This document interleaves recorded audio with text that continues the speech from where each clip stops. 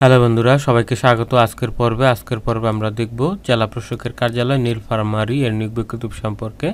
বিজ্ঞপ্তির তারিখ 28 জানুয়ারি 2025। তো এই সার্কুলার বিস্তারিত জানার জন্য সম্পূর্ণ ভিডিওটি দেখতে থাকুন। আর যারা আবেদন করতে চান স্ক্রিনে দেওয়া নাম্বারে কল করে সহজে আবেদন করে নিতে পারেন। এখানে দেখুন যে নীলফামারী জেলার রাজস্ব প্রশাসনের বর্ণিত পদ সময়ে জনবল নিয়োগের জন্য নীলফামারী জেলার স্থায়ী বাসিন্দাদের নিকট অনলাইনে আবেদন আহ্বান করা যাচ্ছে। অর্থাৎ এখানে নীলফামারী জেলার মানুষ আবেদন করতে পারবেন, অন্য কোনো জেলার মানুষ আবেদন করতে পারবেন না। আবেদনের লিঙ্কটা হচ্ছে dcnil.teletalk.com.bd। যারা এখানে আবেদন করতে পারেন না তারা এই মদিনা কম্পিউটার্স থেকে কল করে সহজে আবেদন করে নিতে পারেন। আবেদন করার জন্য স্ক্রিনে দেওয়া নাম্বারে কল করুন। এখানে 3টা পদ আছে। অফিস সহায়ক নেবে 42 জন, নিরাপত্তা প্রহরী 3 জন, আর হচ্ছে পরিচ্ছন্নকর্মী 1 জন। এই পদে এখানে নিয়োগ দেবে। এখানে সবগুলোতে যেটাতে করেন খরচ হবে মাত্র 90 টাকা। তো আপনি যদি আবেদন করতে চান স্ক্রিনে দেওয়া নাম্বারে কল করুন।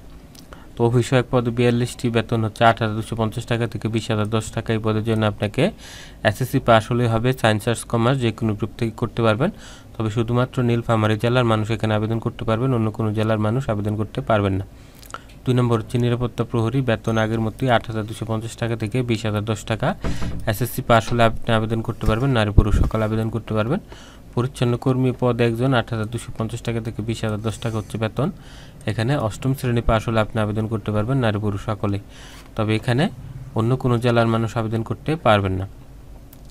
তো আবেদনের যে লিঙ্কটা দেওয়া আছে, আবেদনের শর্ত এখানে দেখুন, প্রার্থীকে অবশ্যই নীলফামারী জেলার স্থায়ী বাসিন্দা হবে। তবে আপনি যদি বিবাহিত মহিলা হন তাহলে আপনার স্বামীর ঠিকানা দিয়ে এখানে আবেদন করতে পারবেন, যদি আপনার স্বামীর বাড়ি নীলফামারীতে হয়। একজন প্রার্থী একটির বেশি আবেদন করতে পারবেন না। এখানে 3টা পদের থেকে যে কোনো একটা পদে আপনাকে করতে হবে। তারপরে এখানে আবেদনের লিঙ্কটা দেওয়া আছে, ওদের ওয়েবসাইট থেকে আপনি বিস্তারিত জানতে পারবেন। আর আবেদনটি শুরু হবে 5 ফেব্রুয়ারি সকাল 10টা থেকে।